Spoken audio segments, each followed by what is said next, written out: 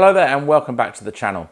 You may have noticed that I've not made many videos in the last few months, and that's partly because I've been pretty busy at work and also partly because I've been working hard on two big astrophotography projects, the first of which I want to tell you about today, and that is that my wife and I are going to go on a trip to Namibia for a week, and I'm going to be doing astrophotography hopefully under Buckley 1 skies and imaging things that I can never image from here in the UK.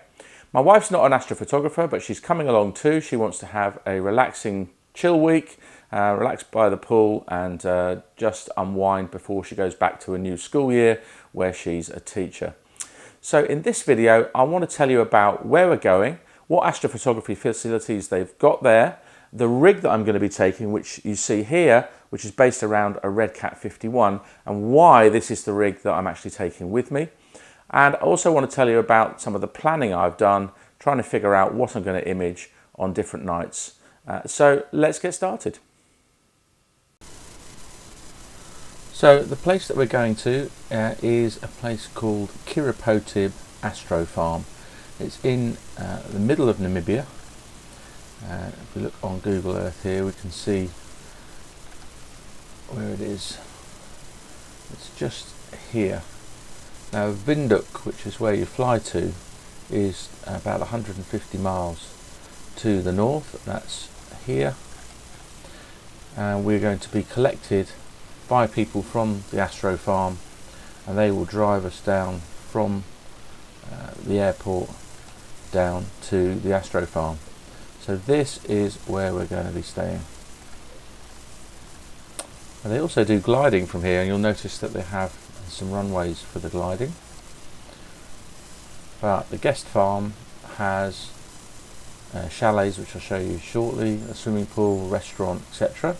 And over on the right hand side of it here is where the astrophotography platforms are set up. And they've got multiple concrete platforms. This is actually the one I'm going to be using, which is called Solo, which I believe is for people who are bringing their own equipment. So let's take a closer look at these platforms. So the platforms are 4 meters by 4 meters. They have 230 volt AC power outlets with these Schuko plug, the European style sockets. And they have a pier, and you can see on the right here a picture of the pier. Pretty substantial looking pier. They give you a set of steps to get up to the top of the pier. And you can plug in your equipment to these mains outlets to give you power. The top of the pier, they provide a drawing for the adapter that's needed to put into there, and I've had an adapter made, so I'm going to show you that now. So this is the drawing they provide at the top left here, and this was the drawing I produced from that to make an adapter that would mate with the ZWO AM3 that I'm going to be taking with me. And I've had this made, I shall show you shortly. Just coming back to the platforms again, you'll see these pillars all the way around, and they are to carry a windbreak, so you have a windbreak that you can attach however you like depending on where the wind's coming from, and they give you a folding table and a couple of chairs so that you can put your computer on there and sit and operate things from there. So it all seems very well thought out. They've got a nice paved path with white lines on the edge so you can see where you're going at night. So it all seems very very nicely thought through. And this is what the site looks like from above. Most of the platforms actually have equipment on them, so they have a particular mount with a particular telescope, and you can rent these, and I'll show you what equipment they've got. But I didn't really want to do that. I wanted to take my own equipment, hence building my own rig. The other thing is that they have up here, you can see it here and on the map here, they have a thing they call the Astro Villa, and that's a sort of social gathering place where you can go, and it's going to be pretty cold when we go at night, so if you want to go and warm up, have a cup of coffee or something and have a chat with other astrophotographers, you can go back to the Astro Villa during the night to meet with them. The Astro Farm is owned by Hans Georg and Claudia von Haase, who you see in this picture here, and we're looking forward to meeting them when we get out there. They have an astronomy technical support chap called Rolf Scheffer, who's been extremely helpful, and I've been emailing him a lot with my questions to prepare myself for this trip. This is the website for Kiripotib, and you'll see it has a link for the guest farm and for the astro farm and for the soaring for people who want to go there for gliding purposes. I'm just going to show you in the guest farm section so you can see what the accommodation is like. It really looks to be quite nice. The rooms are all air conditioned and a very short distance away from where the astrophotography facilities are.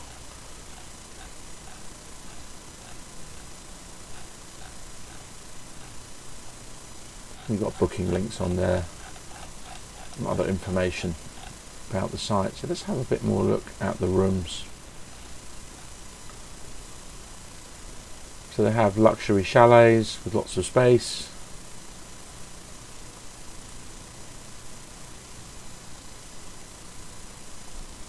Certainly looks very nice. Got a nice veranda there. The old farmhouse, the guest house, and the hangar.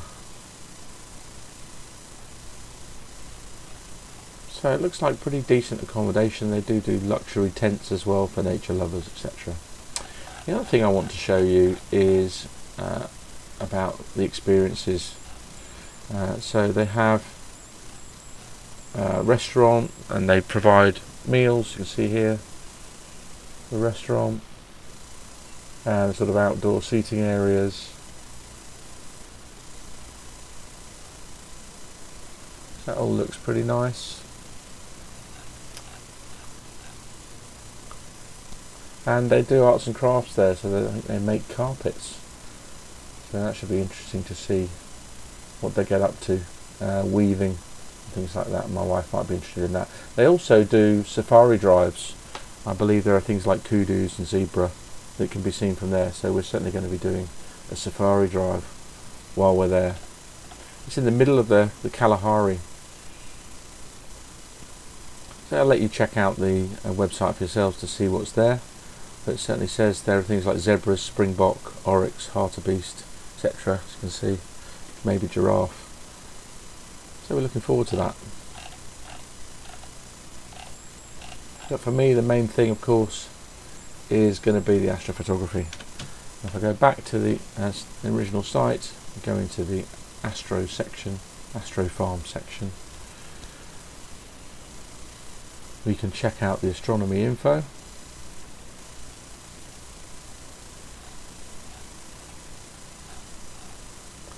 And you can see what mounts they have, what telescopes they have. They have a remote observatory now. So they certainly provide lots of equipment. I just wanted to take my own stuff. So that's just me. In terms of when it's good to go there, they have a particular portion of the year that's good for astrophotography. It's when the sky is going to be clear, and that runs from, as you can see here, the end of April to the beginning of September. And they book slots mainly against the new moon phase. So if you're going to go out there, obviously you want to be there when there's no moon. We can't quite do that. There's going to be a moon in the sky for the first couple of nights, and then after that there'll be no moon. That's just because we need to get back in time for the new school term for my wife. But probably best to book yourself into a new moon phase slot so you don't have any moonlight disturbing your Bortle 1 skies.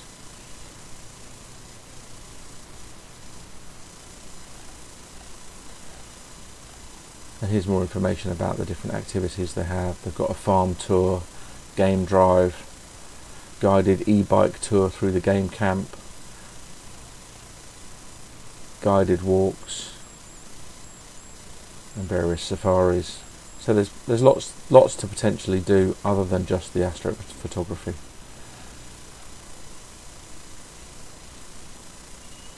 They leave their mounts polar aligned from May to September, all sheltered with anti-vibration pier and all that equipment that I showed you. And they've got one observatory with a roll-off roof for the Fornax 55 in there. And it looks like they look after their kit, so Yeah, it's really good. It'll be really interesting to see what they've got, and maybe if we have a great time, I'll end up going again and maybe using some of their equipment with a longer focal length. So this is the rig that I'm taking to Namibia. As I said, it's based around the Red Cat 51 and the ZW AM3. I chose the Red Cat 51, of course, because it's compact, but also because it has a wide field of view, and there are some nice big targets like the Carina Nebula, the Corona Australis, Molecular Cloud Complex, and the Rho Ophiuchus Cloud Complex, which are really well suited to a big field of view like this. The AM3 is easily capable of carrying a rig this big, and of course doesn't have a counterweight, so it's ideal for a big journey. I've managed to get this entire rig together with all of the different features that I wanted at a total weight of about 15 kilograms. And that's important because it means that I can have the entire rig in the cabin split between two of these cabin bags right on the 8 kilogram weight limit of Lufthansa. So this bag weighs half a kilo. I put 7.5 kilos of kit in this one and 7.5 kilos in the other one, and Teresa and I can both take a bag on, and if any of our hold luggage gets lost in transit, in particular when we swap planes in Frankfurt, I'll still be able to do astrophotography when we get to Kiripotib. So let's have a look at this rig and see what we've got. So I've raised the Red Cat 51 up by about 2.5 centimeters off of the dovetail bar so that I can fit the EAF directly underneath it. It was a nice convenient position to put it, and it positions the shaft in just the right place to have a GT2 pulley on it there, driving a pulley belt around the focusing ring. And I've got one of those 2-part 3D printed clamp rings on there to convert the adapter ring to the right tooth pitch so that belt is just right. The tension was a little bit tricky to organise, but the tension actually works really, really well. And I did it by shimming the 2-part clamp with some black foam just to pack it out until I got the right tension on the belt. Obviously choose the right belt length as well.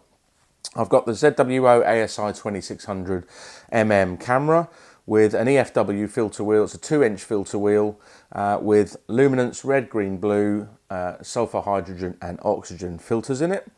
I've got the Wanderer V2 rotator so that I can automatically rotate to frame my shot. I've got the Uniguide 32/120mm guide scope with a ZWO ASI 120mm-S guide camera.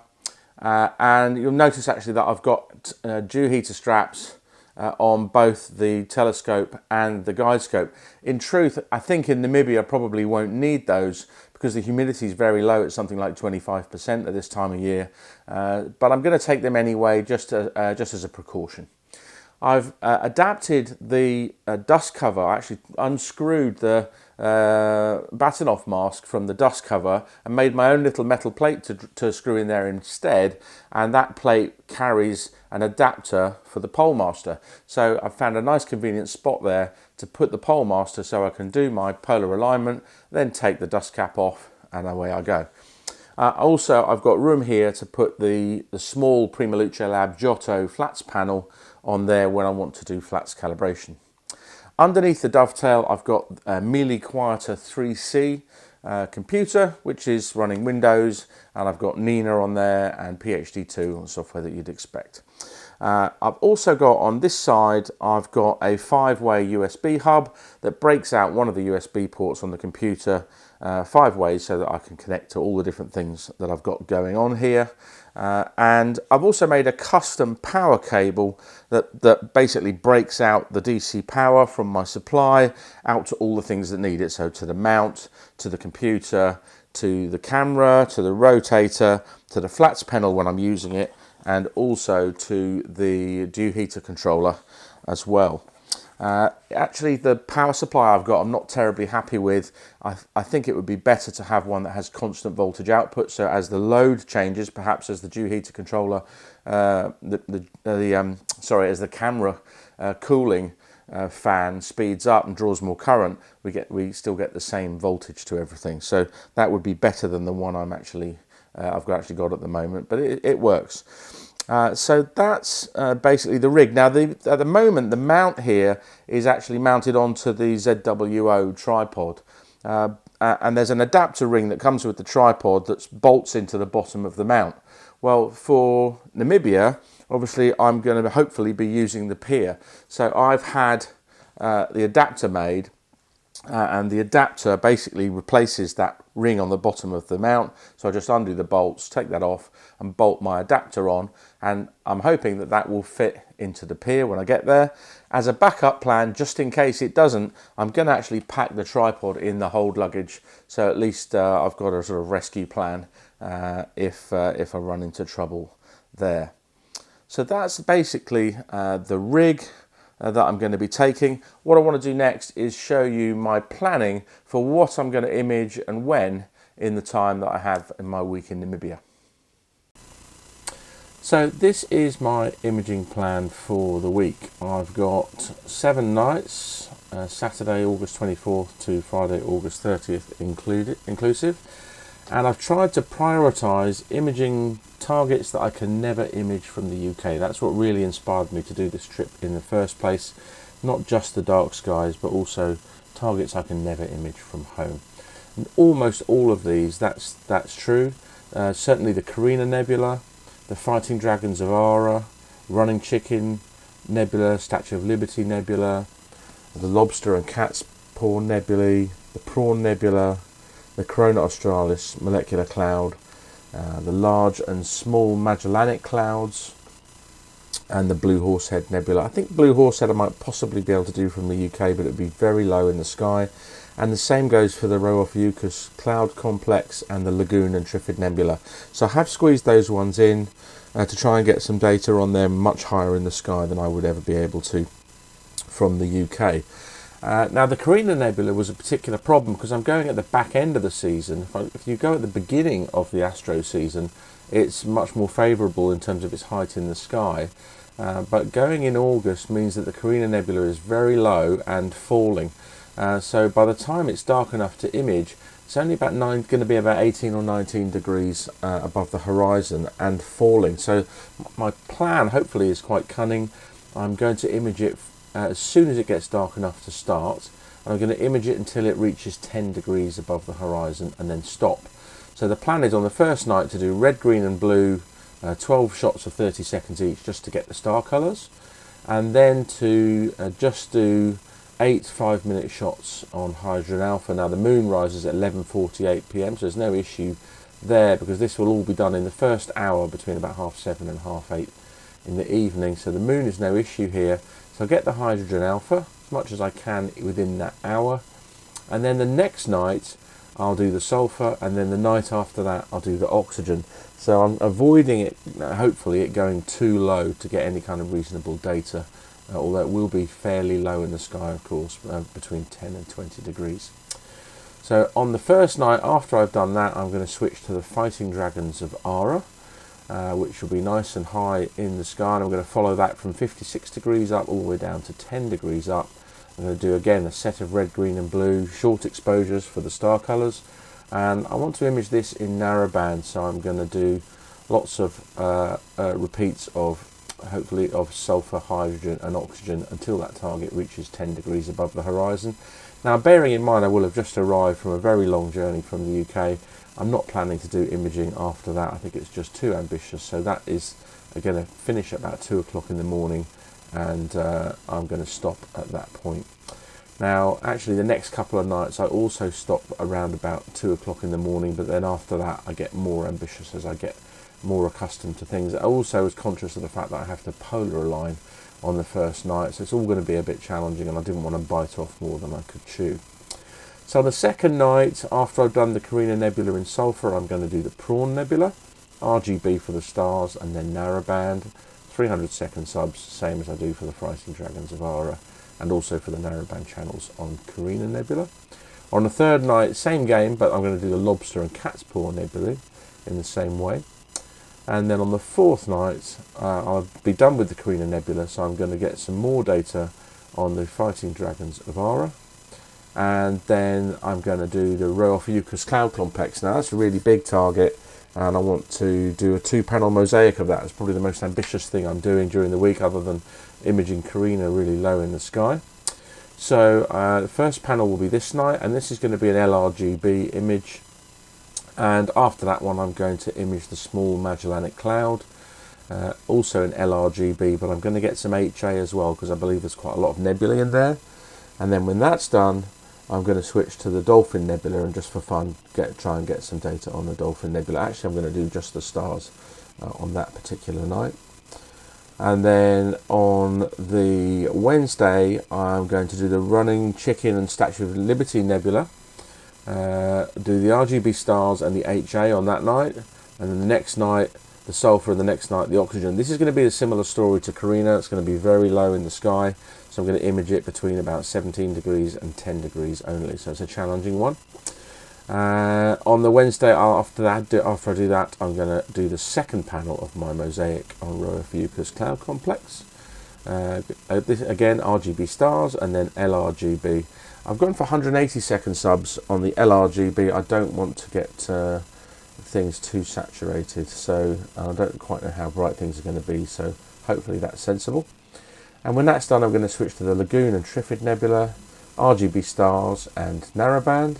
And then after that, the oxygen on the Dolphin Nebula. And then on the Thursday, the sulfur on the Running Chicken and Statue of Liberty Nebula.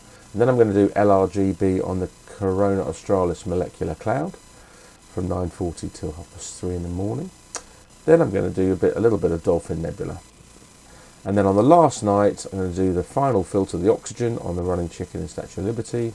Then I'm going to do LRGB on the Blue Horsehead from 9:15 till 11:05.